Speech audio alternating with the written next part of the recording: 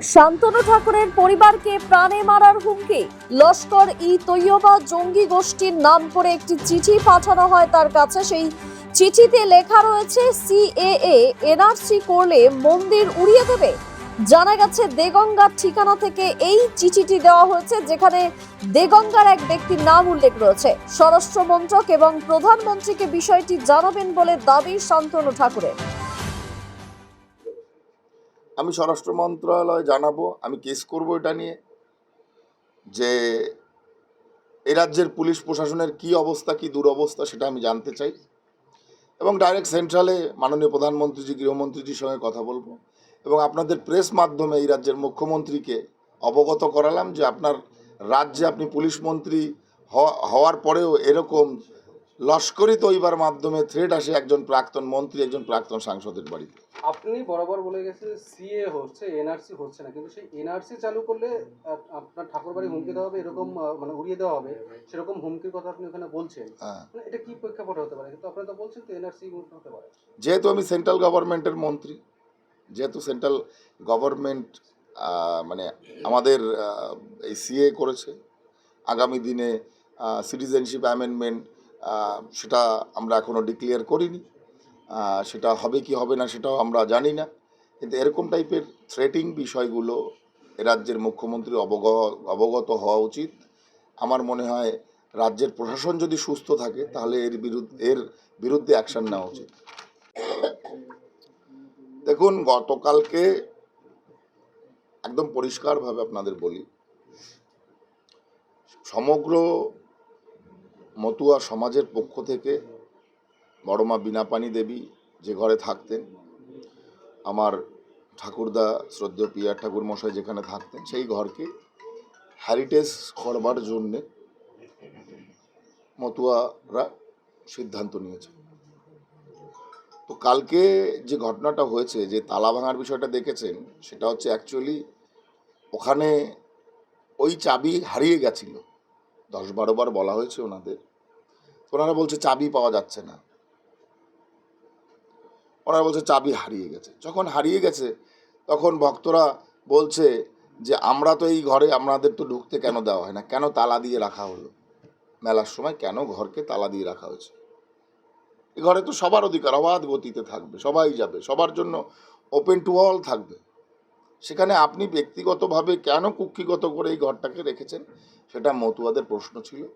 যখন উনি বলেছেন চাবি পাওয়া যাচ্ছে না, তখন মতুয়া ভক্তরা ওটা ভেঙেছে, আমি সহযোগিতা করেছি তাদের। মমতা ঠাকুর বলছেন যে ওনার যত কাগজপত্র সেখানে আটকে আছে, 10 তারিখে শপথ গ্রহণ, উনি কি করবেন বুঝতে পারছেন না। ওনার ভয় নিতে হবে না, কারণ ওনার কোনো জিনিসপত্রের উপরে কেউ আঘাত করেনি মতুয়া ভক্তরা, না ওনার জিনিসপত্র নিয়ে কারুর কোনো মানে কোনো মন্তব্য বা বক্তব্য কিছু আছে। উনি ওনার জিনিসপত্র নিয়ে যেতে পারেন, ভক্তদের এটা দাবি। তালা দিয়ে দেওয়া হবে উনি যদি চান, অবশ্যই।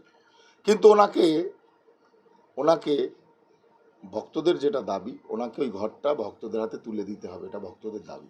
আপনাদের বক্তব্য যে ভক্তদের একটা অংশের বক্তব্য, একটা অংশের নয়, সার্বিক অংশের বক্তব্য। হেরিটেজটা ঘোষণা কে করবে, কেন্দ্র না? সেটা পরের কথা, সেটা আগে তো উনি ছেড়ে দিক। ওই ঘর, ও ঘরে কেউ থাকবে না, না আমরা থাকবো না উনি থাকবেন। সেটা 2019 সালে বড়মা মারা গেছেন। এই 3-4.5 বছরের মধ্যে মেলা চলাকালীন বা ভোটের প্রাক্কালে এটা করতে হলো কেন? দেখুন, আমি 5 বছর ক্ষমতায় ছিলাম, আপনারা কখনো কোথাও দেখেননি মিডিয়াতে সিঙ্গেল টাইম ওনার প্রতি কোনো বিদ্রুপ, ওনার প্রতি কোনো মন্তব্য আমরা করেছি। উনি যখন ক্ষমতায় ছিলেন 2015 সাল থেকে 19 সাল পর্যন্ত যত রকম কেস খামারি আমার বিরুদ্ধে হয়েছে, ওই সময় হয়েছে। এখন উনি আবার টিএমসির রাজ্যসভার সাংসদ হয়েছেন, এখন আবার শুরু করেছেন। তো দেখা গেল উনি যখনই পদ পাচ্ছেন, টিএমসির পিনিকে পেছন থেকে পিনিক দেওয়া হয়, ওনাকে পিন ফোটানো হয়, উনি এই সমস্ত স্টেপগুলো নিতে বাধ্য হন, কারণ উনি ওনার নিজের বুদ্ধিতে চলেন না। আমাদের বিরুদ্ধে কেস করা, ঠাকুর বাড়িতে আলাদাভাবে পাওয়ার তৈরি করা টিএমসির, সমস্ত জায়গাগুলোকে টিএমসির অধিকার করে ফেলানো, এই যে বিষয়গুলো, এই বিষয়গুলো একমাত্র উনি মানুষের পিন শুনেই করেন। কারণ ওনার নিজেও এত বুদ্ধি হয়নি যে উনি এগুলো নিজে সাজিয়ে করতে পারেন। আমরা জানি কারা কারা ওনাকে পিন দেন। যখন ক্ষমতায় ছিলেন না তখন কিন্তু কোনো গণ্ডগোল ছিল না। গত বছর ওনার যে ছোট মেয়ে মিলেমিশে কিন্তু মেলা করেছে, আপনারা দেখেছেন, একটা নিশান পুঁতেছিল। যেই ক্ষমতা এসছে সেই শুরু হয়ে গেছে। তো এইগুলো কুমিরের কান্না কাঁদছেন উনি।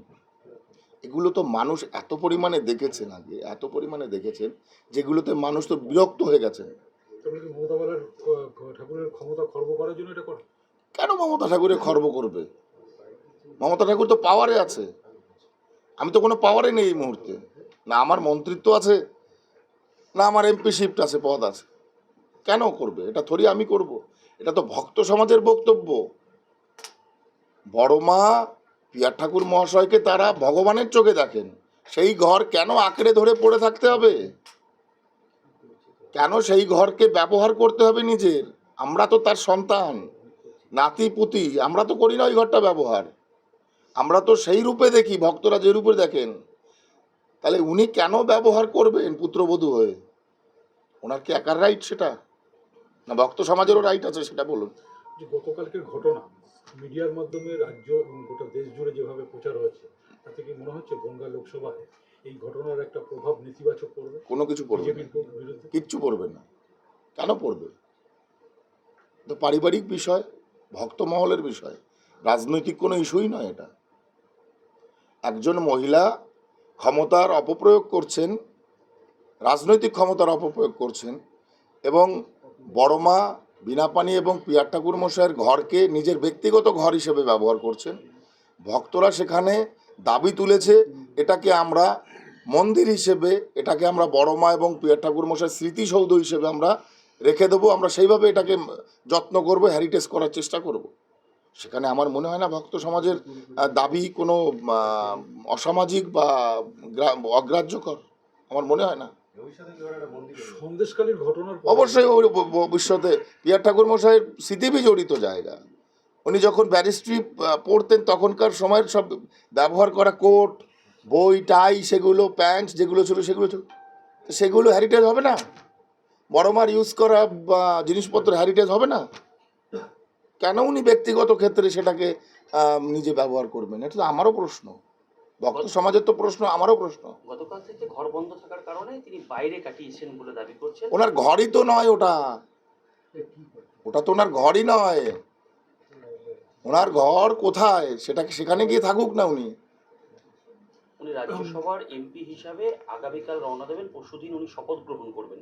শপথ গ্রহণের জন্য অনেক কাগজপত্র রয়েছে ঘরের মধ্যে। দেখুন, ভক্তরা তালা দিয়েছে, ভক্তরাই ওটা ভেঙেছে। উনি ভক্তদের সঙ্গে বুঝবে, আমার সঙ্গে কেন বুঝতে আসছেন? আমাকে কেস দিলেন কেন? ওনার ঘর ভেঙেছে, ভক্তরা তো ভেঙেছে, উনি কুক্ষিগত করে রেখেছে, তাই ওটা। উনি কেস আমার বিরুদ্ধে দিলেন কেন? দ্য সহজ পাঠ, সহজ কথা, সঠিক তথ্য।